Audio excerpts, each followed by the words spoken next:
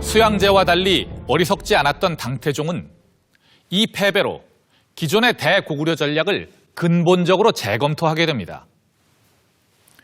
기존의 전략이란 압도적인 병력을 동원해서 국경선인 요하에서부터 고구려군을 밀어붙여서 단기전으로 승부를 내는 것입니다.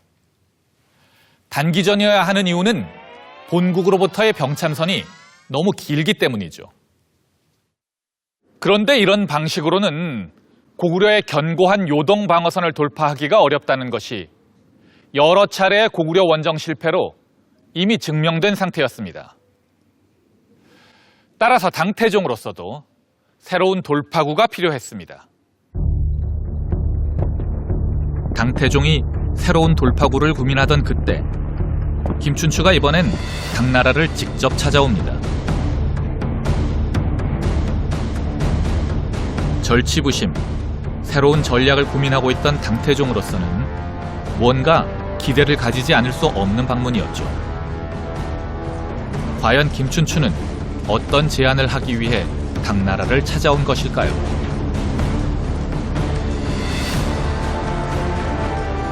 당태종이 가장 가려웠던 부분을 긁어준 것 같습니다. 고구려였죠. 그래서 고구려를 멸망시키기 위해서는 기본적으로 신라가 제2전선, 고구려의 남부 쪽에서 제2전선을 형성해서 고구려의 방어력을 약화시키는 역할을 해주어야 됩니다.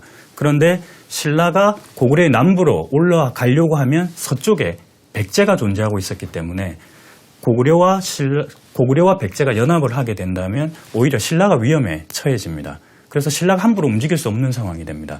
그러다 보니까 당태종에게 먼저 백제를 없애고 나면 신라의 역량을 모두 모아서 북상을 하겠다. 그러면 고구려에 대한 제2전선이 형성될 테니까 이게 훨씬 효과적이지 않겠느냐. 이런 식으로 설득을 했을 것으로 보입니다.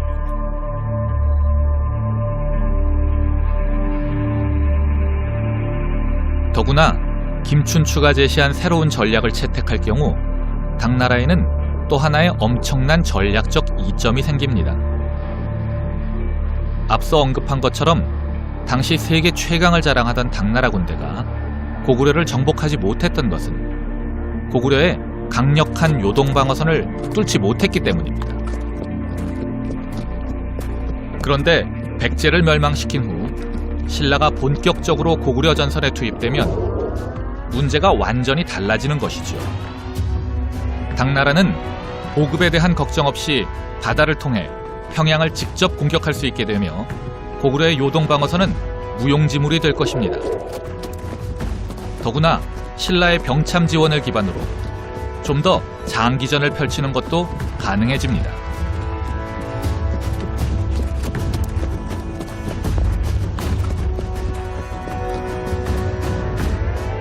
결국 김춘추는 동아시아 전체의 지도를 새로 그리는 거대한 전략을 제시함으로써 당태종을 설득하는 데 성공합니다. 백제 공격에 대한 비밀 합의가 이루어진 것입니다. 김춘추의 魅力というのが分かってきて、彼は非常に冷静で、しかも長期的な展望が立てられる。しかもそれは自分の一生だけじゃなくて、自分が亡くなった後、新羅という国が、存続するためにはどうしたらいいかということまで考えられる人物。これはもう歴史上そんなにいないんじゃないかと。つまりこの7世紀だけじゃなくて、人類史上非常に稀な、特に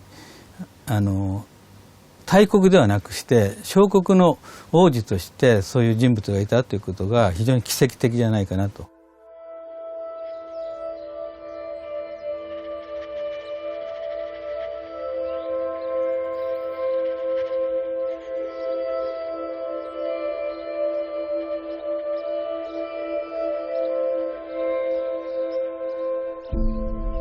이렇게 당나라와의 사이에 전략적 합의를 이끌어냄으로써 신라는 난국을 돌파할 새로운 길을 찾아냈습니다. 그런데 이후의 상황 전개를 살펴보면 능동적으로 새로운 상황을 만들어 나간 신라에 비해 고구려와 백제의 선택에는 많은 아쉬움이 있습니다.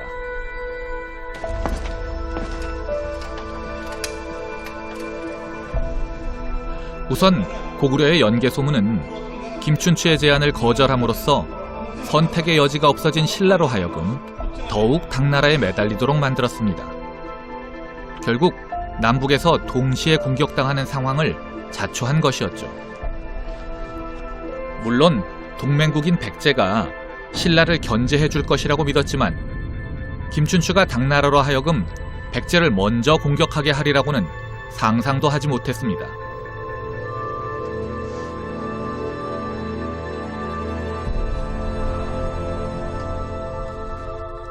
더 큰 문제는 백제였습니다.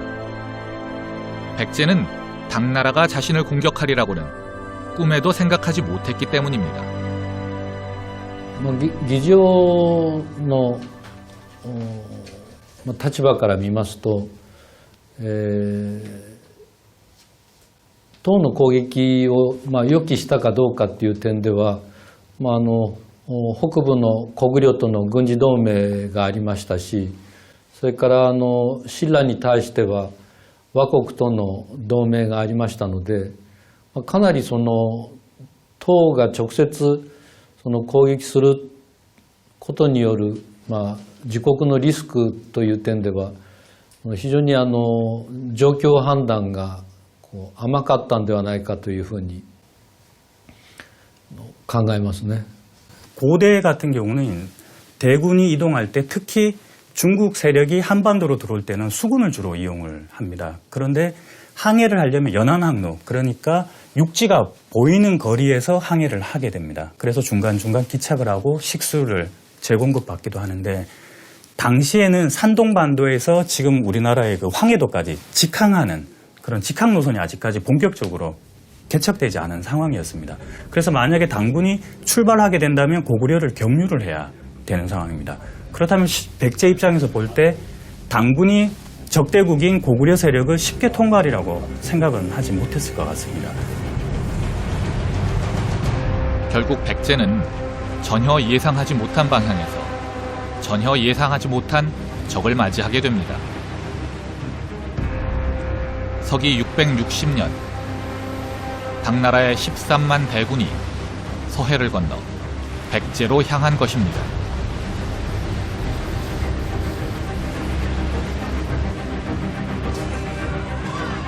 서해 쪽에서 공격해오는 당을 막기 위한 어떤 대책도 세워놓지 않은 상태였기에 전쟁은 그야말로 허망하게 끝났습니다.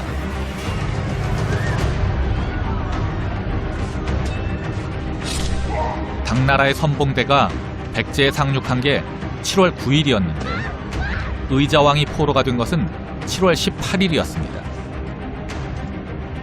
700년을 이어온 왕국이었지만 멸망하는 데 걸린 시간은 불과 열흘이었던 것입니다.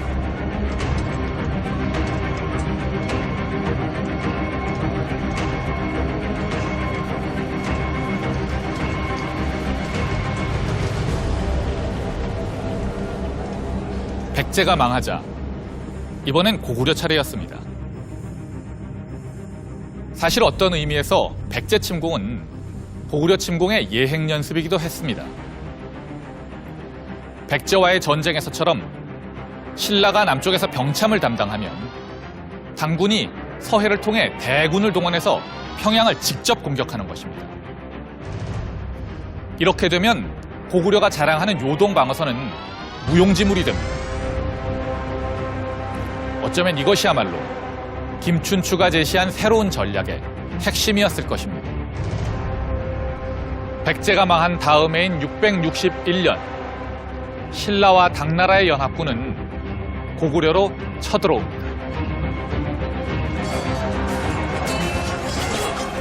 평양은 순식간에 포위되고 더불어 요동방어선도 허망하게 돌파되었습니다. 더욱 심각한 문제는 요동방어선이 무용지물이 되었기 때문에 전방과 후방을 가리지 않고 고구려 땅 전체가 전쟁터가 되었다는 점입니다.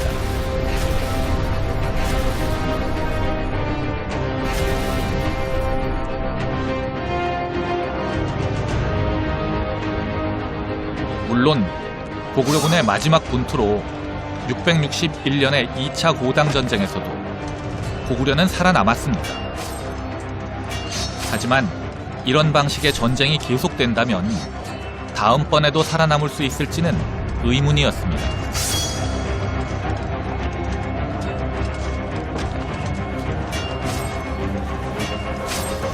동북아시아의 최강국을 자처하던 고구려의 운명이 바람 앞에 등불이 되고 만 것입니다.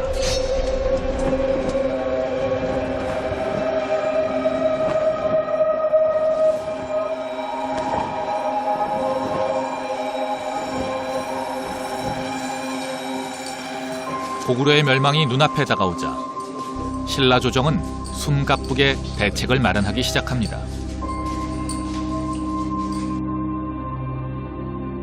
김춘추의 외교 노선을 계승한 문무왕은 일찍이 김춘추가 예견했던 통일전쟁의 2단계, 즉 당나라와의 전쟁이 다가오고 있다는 것을 직감하고 있었기 때문입니다.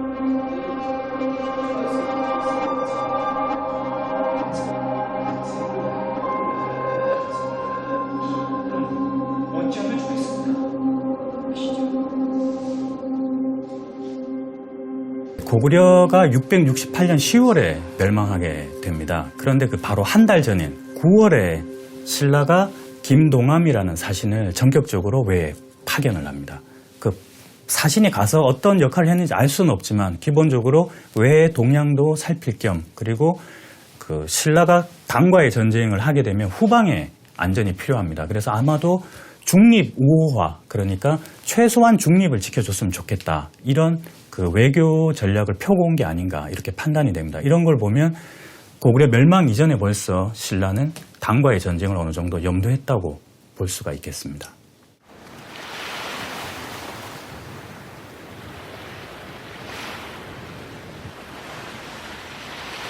그뿐만이 아니었습니다. 당에 대한 독립성을 유지하기 위해 신라는 이미 660년에 벌어진 백제와의 전쟁에서도 군사 행동의 자유를 확보하려고 노력했습니다. 신라군 사령관 김유신과 당군 총사령관 소정방의 일화는 이러한 신라의 노력을 잘 보여줍니다.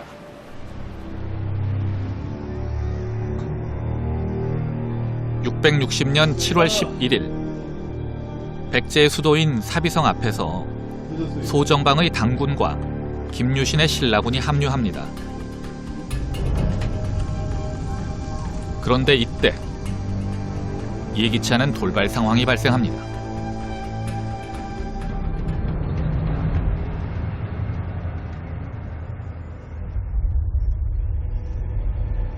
소정방이 총사령관의 자격으로 신라군 선봉장 김문영을 잠수하려고 한 것입니다. 이게 무슨 짓이요?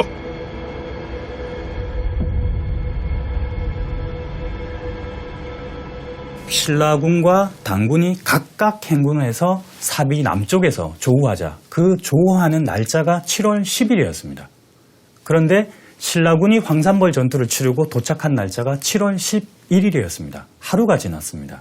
그래서 소정방은 독군, 그러니까 군대의 행군 기일, 그러니까 군량 감독이랄까 행군 속도랄까 이런 그 군기를 단속하는 직책이 독군이었습니다. 이 독군이었던 김문영을 처벌해야 된다고 강하게 나왔습니다.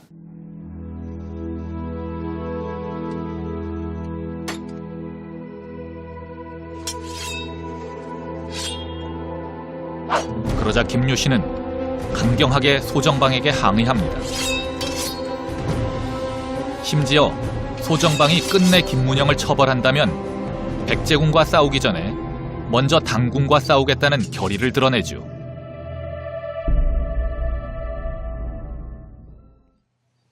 이때 아마 동맹국 간에 지금으로 보면 이제 우리가 이제 한미 동맹이 있으면 미군과 한국군의 군사 지휘권 문제랄까, 군사 작전권 문제랄까 이런 논의가 있었을 가능성이 있습니다. 그래서 만약에 독군이 당군에 의해서 참살이 당했다면 완전히 군사 지휘권 자체가 전적으로 당군에 종속될 수밖에 없었을 수도 있습니다. 그리고 그 과정에서도 상당히 백제 멸망 과정이랄까, 고구려 멸망 과정에서도 당군이 신라군에게 정보를 제공하지 않는다거나 아니면 임의대로 병력을 진발한다거나 이런 경우가 상당히 많았었습니다. 그래서 만약에 김문영이 참살당했다고 한다면 신라군의 군사 지휘권, 더 나아가서는 신라 왕의 왕권 자체도 상당히 약화되는 결과를 초래했을 것 같습니다. 그래서 김유신은 강하게 반발을 하고 부하를 챙기면서 부하들의 신망도 얻고 신라군의 사기를 지키는 데 주력했던 걸로 보입니다. 현대적으로 표현하자면 전시작전권을 완전히 당나라에 일임하는 사태까지 가지 않기 위해 제동을 건 것입니다.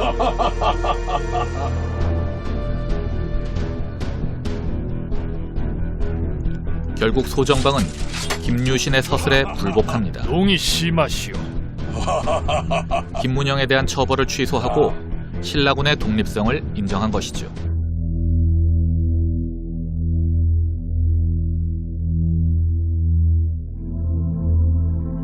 사실 이 전시작전권의 문제와 관련하여 우리는 유사하지만 전혀 다른 사례를 또 하나 가지고 있습니다. 외국 군대에 의존해서 전쟁을 치러야 했던 또 다른 전쟁, 바로 임진왜란이었습니다. 임진왜란 당시 조선의 국왕 선조는 명예 원병이 도착하자 조선군에 대한 작전권을 명군에게 일임했습니다. 어쩌면 당연한 조치일 수도 있었습니다. 그리고 명예 참전 초기에는 이런 조치가 별다른 문제가 없었습니다. 명군은 평양성 전투에서 일본군을 격파하여 전세를 역전시켰습니다. 문제는 그 다음에 일어났습니다. 평양성에서의 손쉬운 승리로 방심한 명군이 전쟁을 서두르다가 그만 벽제관 전투에서 일본군에게 참패를 당한 것입니다. 생각지도 못한 병력 손실을 당하자 명나라는 태도를 완전히 바꿉니다. 전투보다는 협상을 통해 전쟁을 끝내기로 한 것이죠. 따라서 조선군에 대해서도 일본군과의 전투를 전면적으로 금지시킵니다. 심지어 행주산성에서 일본군을 물리친 권율 장군을 일본군과 싸웠다는 이유로 처벌하기까지 했습니다.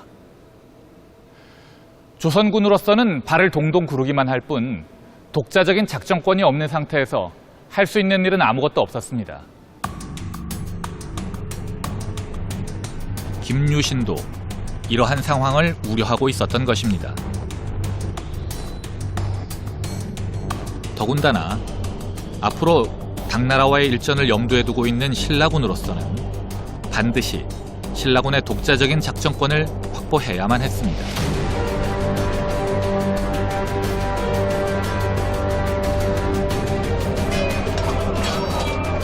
670년, 이렇게 만반의 준비를 갖춘 신라는 압록강을 넘어 당에 대해 선제 공격을 가합니다.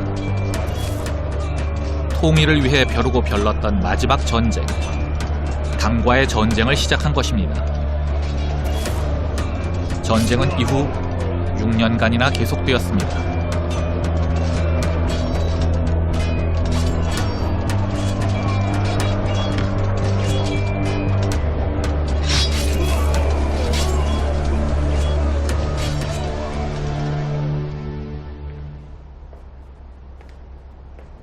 그런데 이 전쟁에는 다른 전쟁에서는 쉽게 찾아볼 수 없는 매우 흥미로운 현상을 발견할 수 있습니다. 그것은 전쟁에 임하는 신라의 독특한 전략 때문이었습니다.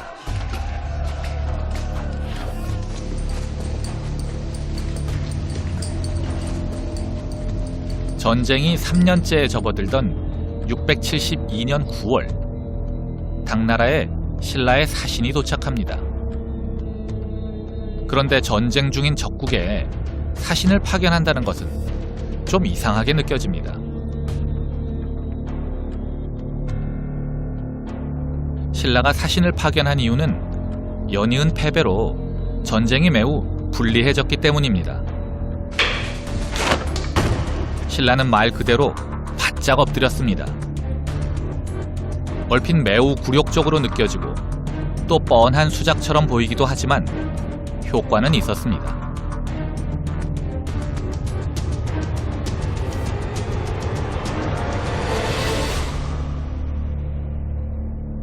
死者だけじゃなくて、金銀銅もたくさんの貢ぎ物も送ってますよね。これが事実だとすると、一旦ここで文武案としては唐との戦争を中断したいと。つまり、このまま続けていくとやはりシルラの、軍隊が疲弊してしまうというふうに考えたんだと思うんですね。ですから、それを唐が信用しようがしまいがですね、外交的展開している間は戦闘は一旦中断しますから、それを目指したのだというふうに考えられます。 이렇게 사죄사를 보내놓고 신라는 전국에 성을 쌓아 방어망을 새롭게 구축했습니다.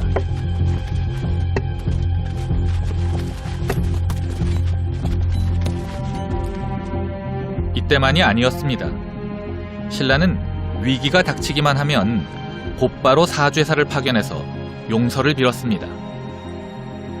전쟁을 시작하기 직전인 669년 5월에도, 그리고 전쟁이 막바지로 치닫던 675년에도 사죄사를 보냈습니다. 물론 당면한 목표는 시간을 끌기 위해서였지만 사죄사의 목적은 이것 한 가지만이 아니었습니다.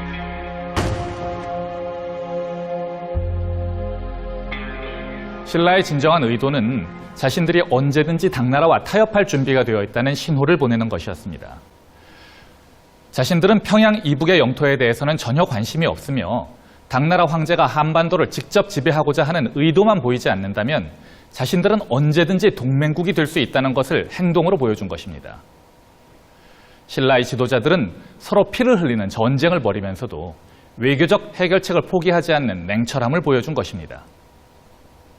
A stronger power has greater degrees of independence in the conduct of its foreign policy.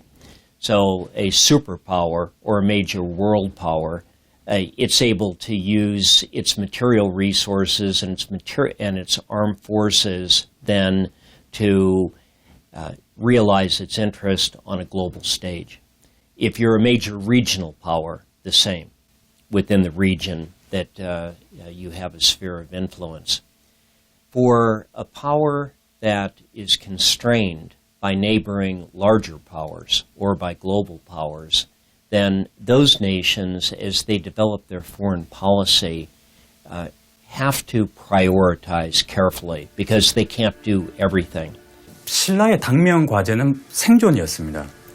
명분보다는 실리를 취하는 것이었습니다. 그러다 보니까 사죄사를 파견해서 고개를 숙입니다. 전체적으로 볼 때 일면 볼 때는 상당히 좀 저자세 외교일 수도 있지만 신라가 처한 입장, 동맹국이 전혀 없는 상황에서 최강대국을 맞이했던 상황에서 아주 적절한 외교 전략이었다고 판단됩니다.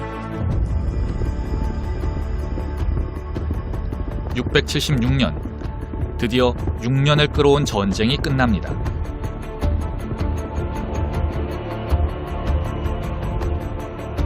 당나라는 수렁에 빠진 신라 전선을 포기하고 군대를 더욱 시급한 티벳 전선으로 돌립니다. 20세기의 베트남 전쟁에 비견될 만한 초강대국과 약소국과의 전쟁에서 신라는 결국 살아남았습니다. 삼국 중 발전이 가장 늦었던 나라 신라. 백제와 고구려의 협공 앞에 망국을 걱정해야 했던 신라. 하지만 끝내 살아남은 것은 바로 그 신라였습니다. 신라는 단지 살아남기만 한 것이 아니었습니다. 20세기 미국에 비견될 만한 초강대국, 당나라를 상대로 싸워서 살아남은 것입니다. 아마도 신라가 살아남을 수 있었던 것은 그 지도자들이 절망적인 상황에서도 해결책을 찾아 나서는 적극성과 전쟁 중에도 외교적 해결책을 포기하지 않는 냉철함을 동시에 가지고 있었기 때문일 것입니다.